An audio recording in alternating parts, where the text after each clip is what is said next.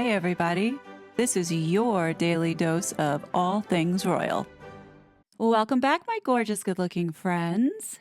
So, the last 2 days, I have been doing a lot of research, a lot of reading, and kind of just sitting back and watching what has been going on and observing what people have been saying, particularly in the media. And there have been so many conflicting stories and puff pieces being put out.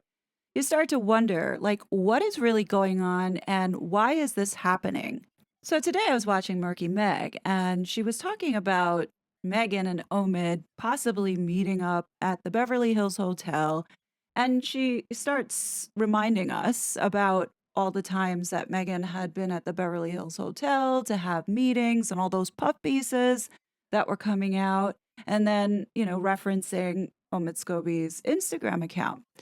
So this had me thinking about what I know about Meghan and Harry as well as the royal family. Now, as I do not have a direct connection to the royal family or Meghan and Harry, everything that I talk about is via learning it from the media. So if the media is putting out in the papers, or if the broadcasters are talking about it on television, or if we're talking about it here in this space, just having dialogue. But for the most part, how we find out what they're up to is usually through the media. It really is about managing this public relationship. What I wanted to do is kind of take a look at what public relations is in its entire form. So, as it says here, the definition really is you're trying to convince an audience inside your building or town and outside your usual sphere of influence to promote your idea, purchase your product, support your position, or recognize your accomplishments.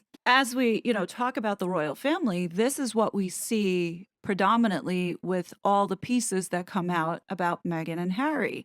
They're always trying to push various narratives and leave us thinking, well, what was that for? Like, this doesn't make any kind of sense. As it says here, public relations is a strategic communication process that builds mutually beneficial relationships between organizations and their publics. We have to assume that the madness that we're seeing and the things that just don't make any sense, there's a strategy behind that. And as it says below, PR people are storytellers. They create narratives to advance their agenda. PR can be used to protect, enhance, or build reputations through the media, social media, or self produced communications. A good PR practitioner will analyze the organization, find the positive messages, and translate those messages into positive stories. When the news is bad, they can formulate the best response and mitigate the damage. So, what we have been seeing with this deluge of PR pieces as well as media coming out about Harry and Meghan and Omid Scobie and this stupid book, it had me thinking as to what really is the agenda. So in my quest to find some kind of understanding as to why have we seen all this madness, not only in the recent months, but also over the last several years, with how the monarchy has been handling these two degenerates here in this country. So I turned to Skippy, a well-known blogger on Tumblr, to figure out what is this madness that we're seeing with PR. And she had recommended I look at a few posts that were submitted anonymously in the very beginning of Meghan's deception with the public. So at the time, back in 2018, when none of us had been really following it, Skippy had been talking to someone who was part of the PR industry in London that had the opportunity to bid on business to do Meghan's PR. So, over the course of, I want to say, maybe 2 months, I want to say in 2018, there were these posts that came from this London PR anonymous person talking about the things that we were seeing in the media. Now, I've looked through all of them. There are quite a few of them, but I pulled out a few. And with the permission of Skippy, I want to show you some of it because it does give insight on how these stories come to be and what Meghan was going at, and getting a better idea as to the madness that we were seeing happening back then and the various players that were a part of it and may not even known that they were a part of it. I recognize that there may be many of you who have seen these already if you were around from the very beginning. and others may not. But I think it's important that we revisit because it does provide great insight. And I think with different set of eyes as well as what we know now today, it could help us get to some place of sanity in understanding what the hell is going on with these two and why are we seeing them destruct in such a way that makes no kind of sense unless you are seriously mentally ill or there's something else that we are not looking at that they're keeping us distracted with. These are a couple that I pulled in no particular order. They were submitted shortly after the wedding happened, and then I think the last one was submitted in October of 2018, and since then, there has been no more. Hello, Skippy and everyone. The mood is, understandably, very upset in London because of the World Cup. Now, assuming this was in June of 2018. We can still compete for third place, but it just isn't the same. It's very disappointing for us, but it will inspire us to work that bit harder, and who knows where we'll be in 4 years. I never met Megan. How the process worked was we were approached by her US PR team. A normal meeting was set up, and we were all told about how Megan would now need personal PR to help integrate into the British royal family. It would be temporary, the duration of the engagement, and maybe a year after the wedding to ensure that her feet were planted in British soil. We were then told to prepare a pitch or presentation of what we thought would be a suitable campaign for Meghan. Our approach was clearly different and would have involved a lot more honesty, less wannabe Cinderella moments, and more genuine moments of Meghan admitting the horrors of the acting world, the fact that young actresses may need to prostitute themselves out, yacht, and that something needs to be done, and she would have hoped her position could bring attention to the need to change. But you can imagine this wasn't accepted or appreciated, which, of course, is impossible when you're effectively being told you need to devise a whole new identity for someone. The reason she doesn't sit right with some people is that her image is a PR fabrication. It's nothing more than that. She's clearly still in actress mode, and her PR is dictating her primary behavior, although she clearly is having moments where her political desires come through. There's a lot of opinion and belief that Meghan ran her PR campaign a lot like Hillary Clinton did. And I can honestly say I agree with that comparison. Meghan will probably move into US politics.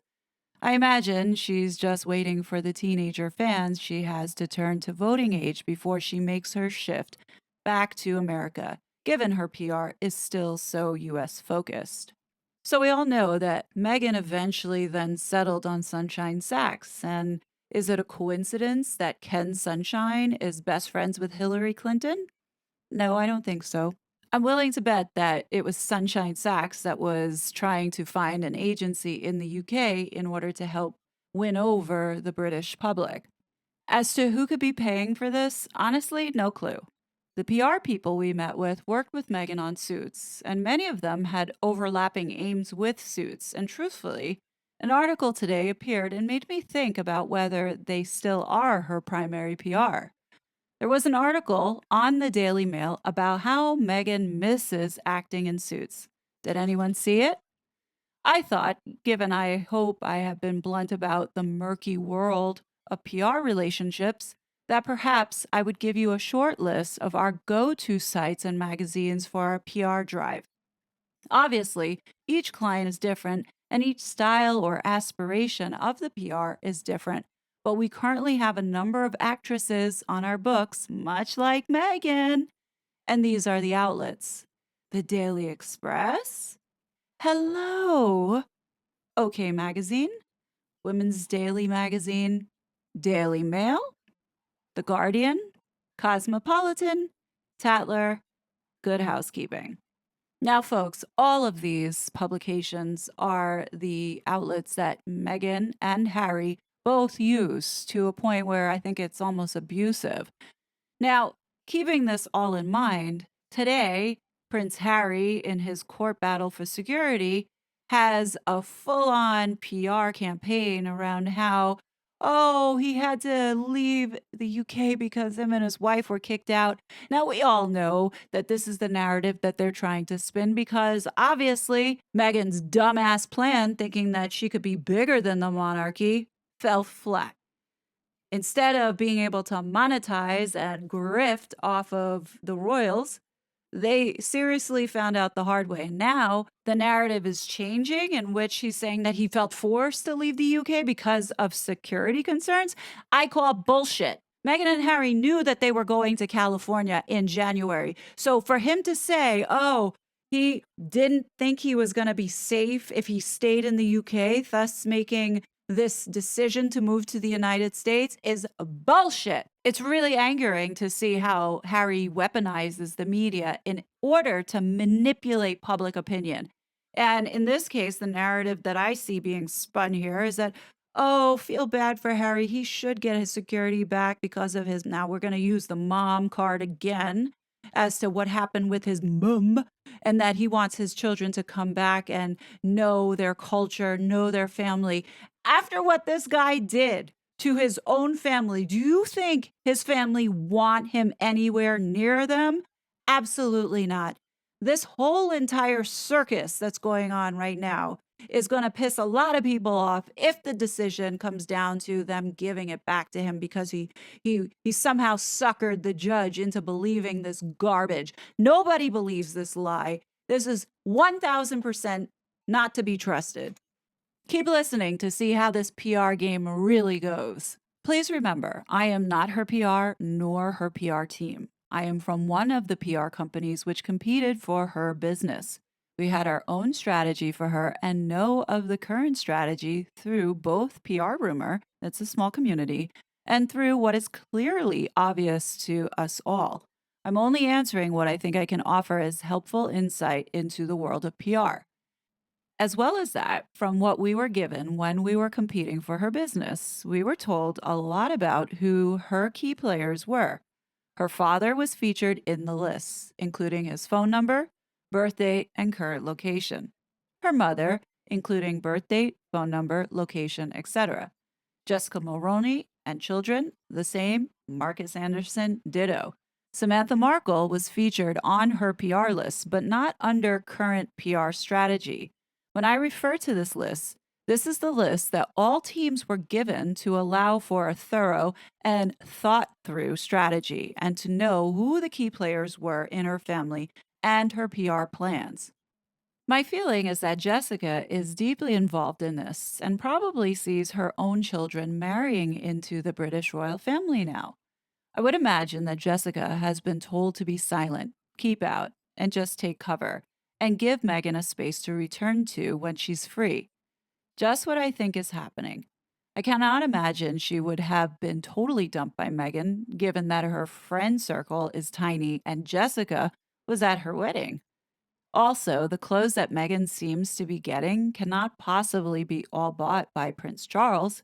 There is a lot of rumor that Jessica is the one getting sent the clothes to then send on to Meghan, thereby removing any suspicion that it's Meghan receiving freebies, but rather getting gifts from a friend. This is typical in the celebrity industry. Usually, your PR will send a request out stating X loves this product, and the PR team will receive items to then gift to the celebrity.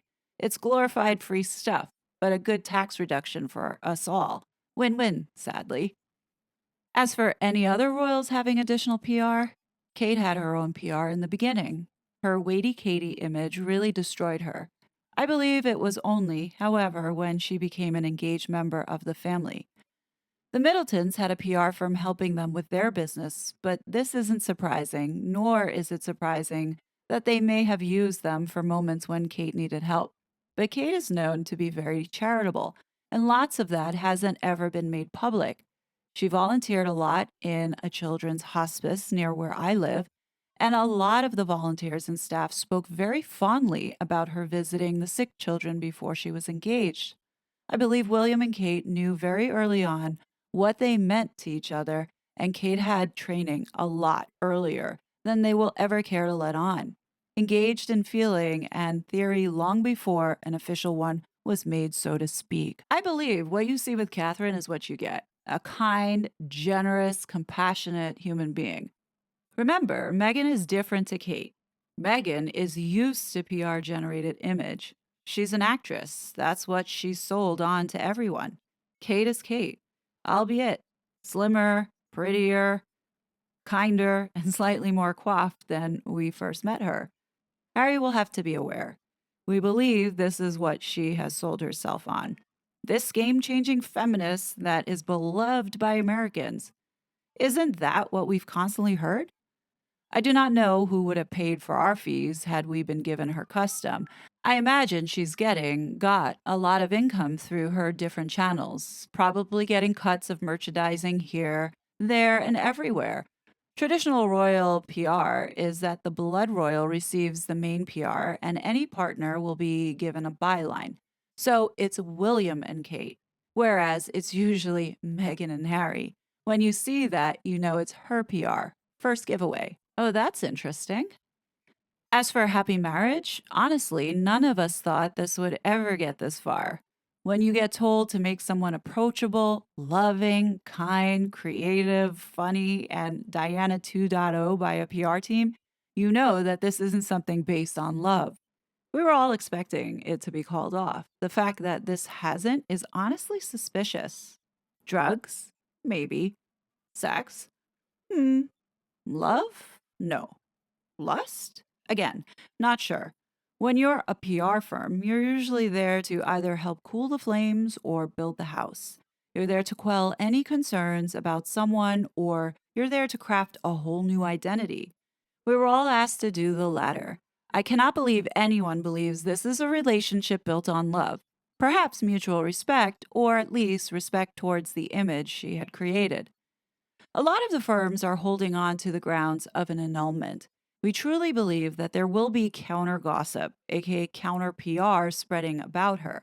A lot of snakes were shot in her mission for Harry, and many of them are coming out to feed. Now, this next post really gives some good insight as to what we had been seeing at the time happening behind the scenes. And they write, "Good morning, Skippy. I thought I'd message you this morning given I've got about 20 minutes until my first phone call of the day. And I'm working from home today so I can message you in the luxury of privacy. Now, I do not work for the PR firm that Megan has hired. I'm not even entirely sure I know which firm is working for her, but a lot of us PR firms in London had meetings with her American PR team, and we had to all come up with strategy plans. We're a very small PR firm, and getting Megan would have been a coup. So we're weirdly upset that we didn't get it. We don't like her, but we would have loved her money. This is the strategy at the moment. Number one, awkward family makes for good PR from her team. The stories of Megan's father not attending the wedding were frustrating for all, but they were planted and hyped by her PR team. Still are. Anything with Megan's father is from her PR team. They planted several stories about different family members to see who the public would respond best to. He was seen as the one most people could garner sympathy with. The Prince Harry phone call is prime PR move. Gets the snowflake Harry image away with and makes him look more like a respectable gentleman with a higher moral compass than the many who dislike the President of the United States. My team believes this interview was set up in conjunction with the British royal family, PR, and press, or at least the script was sorted. The apple does not fall far from the tree. Script after script. Number two, children. Ah, babies, children, animals. Notice they all seem to dislike Megan. But isn't she a dog lover? Not from what we saw from the dossier. She's a dog lover in name, much like she was a vegan in name, but neither in practice. So the next strategy for her is children. Megan will be a great mother, her fans scream as she's pictured clutching the hands of a tiny girl. Those are all set up. Every picture with a child will be set up by her PR. She needs the Megan will be good with children narrative so she can, please God no, get her own child with Harry. I've heard some people say about NYC knowing Harry is infertile, but there's no way a PR firm would know that. We know what your favorite brand of shampoo is, where you like to eat and be seen, what your favorite side is, what your favorite hairstyle is, etc., etc. We're not privy to personal details like your fertility rates. Children will be the next area, specifically young toddler children who may appear a bit lost, uncomfortable with photographers around, which is where the so called unseen letter is found from the headmistress. I'm not sure what that's about, but if you guys know, leave in the comments, please. I nearly spat out my tea when I read that. That letter is the worst PR placement I've ever seen. This is what we will pull out when we are aware of how low someone has fallen. Bring out a story from when they were younger.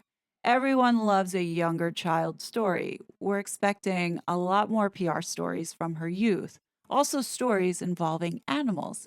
I'm assuming that was the letter written to Procter and Gamble, I'm thinking. If she appears at Prince Louis's christening, it's to enhance her children loving PR image. Number 3, humanitarian, but not a rebel like Diana.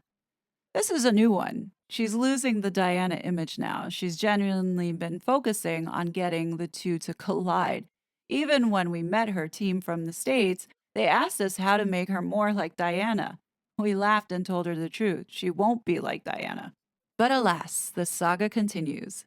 This is the image they're now going for. They're now making sure she's a nice, charitable girl who loves her husband and her husband's family because they're not like her blood family, and that she just wants to help people. She's no rebel. She's just someone who's a superstar who happened to have a prince fall for her.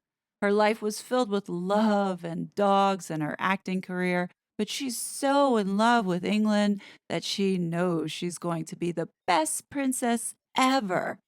Expect to see stories like that. They'll project Diana as a rebel, Meghan as a martyr.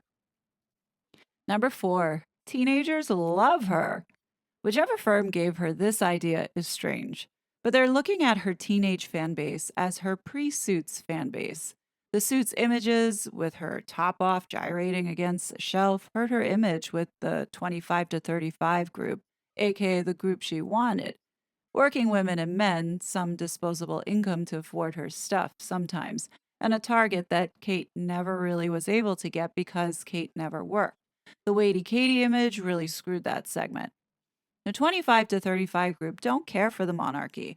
The upper class 25 to 35s are all attended the same schools, go to the same polo matches, and attend Royal Ascot together. They don't get pictured at Wimbledon. PR firms send their clients there, but they do go to the Savile Club and to Annabelle's. They don't go to Soho House unless they want a bit of rough. Sorry to be crude. So her image is now being projected to the American teenagers. Her PR got her the nomination for Best Dress at the Teen Awards. I'm guessing she'll win it. They need her to be popular with the US teens, the groups who use Instagram more than Twitter. Photos are the new language, so expect more memes of Meghan, more mashups of Meghan, more things where she's approaching the younger market. My feeling of what she's now going for: women in tech and entrepreneurship. Women of color is too niche in the UK, and she needs to champion something. The young teens also are getting much more involved with tech, so it makes sense. Plus, they need Meghan to appear young, fun, cool. Now, this one possibly could be worth the discovery for Samantha if this is actually true. Hello, my lovely Skippy. I apologize for having been silent for about a week. It's been an absolute nightmare at work. We've had several new clients join our books, and truthfully, I've spent night and day researching every little detail I can about them online to avoid any crossover of details or fun facts that we will use about them. It's a very dull process, but for most clients, what they need is effectively a complete bleaching of their past in order to present them as hardworking, competent, committed, and selfless actors. Remind you of anyone we know? So that any and all work they undertake in the future doesn't get tarnished by anything they may have done in their 20s. Quite the disgusting work, if I'm honest. So, as it's boiling today in London, I've decided to leave work early, and given I'm on the train back home, I would send you all a message. I've been keeping a somewhat close eye on your blog, but did not feel there was any point in adding to what was being said as I could offer nothing, so please don't think I abandoned you. But I thought I would clear up a few points that have been raised, especially thanks to the arrival of Samantha Markle. Now, I'm guessing this is about Samantha arriving at Buckingham Palace back in the day. When we were first approached by her American PR team, yes, Samantha was on the list, but not as current, meaning she could and would be contacted if we needed her, but she wasn't our main players in this story. We did have her contact details, however, so it means yes, a PR firm could contact her if they wished to, if that was in conjunction with the storyline being created, aka if Samantha served her purpose. Hmm. We've all seen the story unfolding before our eyes. A generic article about Meghan being a fashion icon now only achieves a few hundred comments, and maybe even less on social media sites. The majority of those comments are along the lines of, "Why did Harry allow this to happen?" Or, "Meghan is no style icon." Bring in a story about the sister or the father, and it's reversed. The comments are no longer, "Harry married trash," but rather, "Poor Megan. She had no hope, did she? I am so glad she's away from this toxic lot." In my professional opinion, Samantha is part of the current scheme. The mother is clearly being told to stay away. No more lunch with Oprah, no more pap strolls, no more "she's moving to London" articles. She's clearly being used by Meghan's team to drive a safe space, one where she can cry racism if the press dare to try and invade her space. She's got her part to play. Samantha, the Markles, and Thomas Markle clearly have their roles. They're the disruptive, "we want our rights heard" group, cashing in and giving Meghan and presumably Doria whatever percentage they agreed on for each story and running with it. Well, we all thought about this back in the day that this was what was happening, but clearly today and what we're seeing with this lawsuit, that's not the case. Keep in mind that this is still 2018 after they got married. This is when we started to see things start to crack. I think what is happening is that the PR push is to make sure that should Harry and Meghan get an annulment, or even worse, a divorce, that the Markles, including Meghan, will play the "they never accepted me for me" card. Well, she already did that, right? That's even worse than the racist card. Well, she used the racist card. That's the British royal family, and the British are just hateful to anyone who doesn't agree with their backwards mentality. By having the Markles be loud, aggressive, bull shy, what we have is a storyline that means should Harry wish to leave, it will be seen as offensive to Meghan, not offensive to the British or the Commonwealth supporters of the monarchy. Meghan used all these cards and none of it worked. Now what?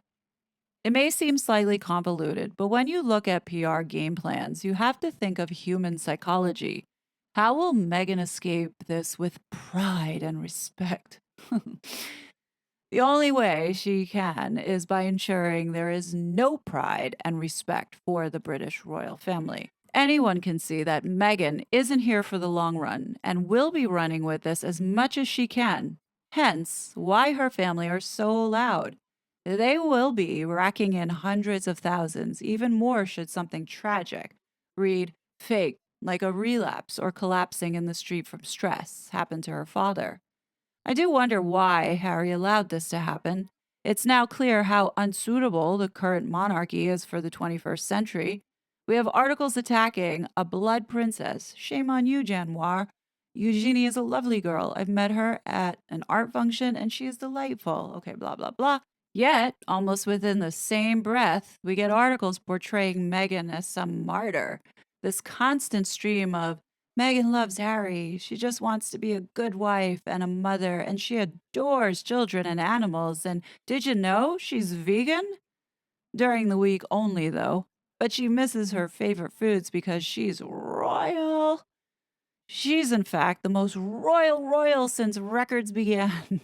Is proving to be rather nauseating, but at least no one is falling for the ploy anymore. And whilst I had mentioned this before, I just do question a lot of the purpose of the monarchy now. What I find hilarious was the article about Meghan not having any PR team to respond through. That made me chuckle. Yet, before she was married, she released the statement through Harry about her father, which is where I think her next PR venture begins. I think the next step will be Meghan is suffocating as a royal because they won't even let her respond publicly, followed closely by Meghan's fans demanding she be given her safe space, aka her Instagram, to speak and connect to her fans. It's all very predictable, is it not? I do not think I have much more to add, but I will always be around, so should anything arise, I will, of course, comment. I mean, after hearing this and seeing what played out, you can understand why Skippy was targeted and lost her blog at least 3 or 4 times. And because none of these strategies that they were cooking up worked out, the only people left to blame is now what Harry is doing, blaming the trolling online. Even though they had originally stated that they don't go online, they don't use social media. Their next tactic is blaming everybody who has been exposing them for what they are, liars. Now, this next post I thought was very insightful into explaining what we're seeing when we see the media come out, like in the newspapers or in the tabloids. And this is what they write. I'm sorry to do another post, Skippy, in such a short space of time, but I'm going to be stuck on this train for some time, so I thought I would talk about the murky world of PR contracted relationships. My firm have a few experiences of those. I cannot obviously say which relationships, and several have even gone on to marriage and children via surrogates. When you work in personal PR, you begin to notice a lot of patterns of what is going on with someone. You notice each time they show their real selves and every time they show their PR selves. I admit, sometimes I do get thrown. I'll be sat flipping through the papers and suddenly, bam, I'll see a photo of Harry beaming at Meghan, and I'll think, gosh, they do look happy. If someone who makes their living in personal PR gets tripped up by these photos, then I imagine all of you look at those photos and just want to burn the house down. But every time you see a photo, stop and just look deeper into the story. A PR contracted relationship is usually devised by multiple parties, usually. It will be PR firms, firms plural, either paid for by the individuals or by whoever is wanting to gain from their publicity that a relationship could achieve. Next comes the contract. Yes, engagements, marriages, and children are written into some contracts, as are fights, as are tabloid gossip stories. Both sides agree on what stories can be published and cannot. Usually, the stories are alternating. One week, one part of the coupling will get an article about something to do with X, the next, the other way around, etc., etc. It's very repetitive. But no story is believable without photos, am I right? You see a photo and it projects more than a story ever could. Every photo you see published on a tabloid or a newspaper is selling the narrative. I'm sorry to do that in caps, but I often forget it myself. They are never going to sell the truth or the foundation of the relationship when they make money from publishing the narrative. I'm ashamed to admit that PR is a dangerous and disgusting world. It is one where you effectively take someone so weak, so needing a public affection, so mentally and emotionally draining, and sell them down the river. I would imagine Harry and Meghan have some form of commitment contract, as in how many events she may appear at as a minimum and how they are to conduct themselves. We write into our contracts everything and we create storylines years in advance. Every smile, every kiss, every single thing is orchestrated by a group of people who are trying to sell a narrative. The question you need to ask yourselves is what is the narrative they are wishing to sell, and then work backwards. It's clear they're selling a loving young couple. You bring out dogs, you bring out babies, you bring out uniphotos. You talk about how lovely you were when someone was a baby or a toddler. You then bring up how X has changed Y for the better and vice versa, how they're soulmates. Anytime you see an article refer to them as soulmates, just put it aside. Any relationship that requires this degree of PR is not built on stable or loving foundations. This is what I've learned all these years. I do not know Harry nor Meghan, so I cannot comment on whether this is a contract relationship. But honestly, if it isn't, then they've got a pretty crappy marriage. It reads like a PR script. I couldn't agree more. I mean, what we're witnessing here has just been a total cluster. But anyhow, before I get into the last one, if you like this video, don't forget to hit that like button. And if you're not subscribed, please go ahead and do the kid a favor and subscribe because you don't want to miss the next video that I'm about to drop. Okay, last one of the night. I promise you, Skippy. To answer your question regarding when we were asked to meet her PR, it's actually quite a strange story. We were contacted about a month before the engagement announcement, supposedly a few days after the actual engagement happened. We were asked to keep a date in our diaries free for 2 weeks before it was announced. This was canceled, pushed back a few days, canceled again. We were furious as a lot of time and energies had been put into this, and truthfully, we're not big enough that it would matter to us if something falls through last minute. Being told you're going to get a new customer, but in a matter of weeks, maybe 2 months, requires a lot of time and effort and more staff. I contacted them and firmly told them we wanted to see them or delete our number. Finally, it was agreed. About maybe 4 days before it was announced, we spoke to them. Supposedly, we were the last PR firm they were seeing, and they informed us the next day they didn't want to use us. We had assumed that they canceled because they found the firm they liked. Now, I wonder if the engagement was called off multiple times before being announced, and that the engagement had been far longer than we were told about. It's a strange system, truthfully. PR firms overlap for months before any change of firms. It would seem like a big lightning bolt to anyone on the outside. You'll tell instantly when the PR firm has changed. My assumption, the engagement was a spur of the moment, hey, let's get married kind of a moment that most early 20-year-olds have when you're with your first genuine love, not your first love, and you think you're meant to be together forever because they love the same brand of peanut butter as you. It was so spur of the moment that it may not have been really real to Harry, but real enough to her and to her PR. Embarrassed and unable to now stop the growing PR push of they're secretly engaged, which happened, funnily, about 2 days after they got engaged. Shocker. I wonder who leaked. Without being called racist, Harry allowed it to continue. Why? Who really knows? For what purpose? Who really knows? But I do genuinely, hand on heart, think that there has been a lot of drama behind the scenes, and this was not meant to evolve the way it has. I should have added something. In our initial pitch, we also had to present a number of potential get out moments, should something happen. This isn't uncommon in conventional PR relationships.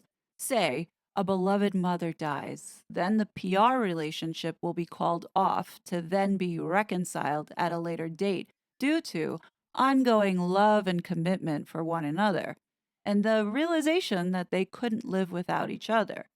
We put in a number of breaking points because honestly, who wants to live their life being a puppet to a PR scheme?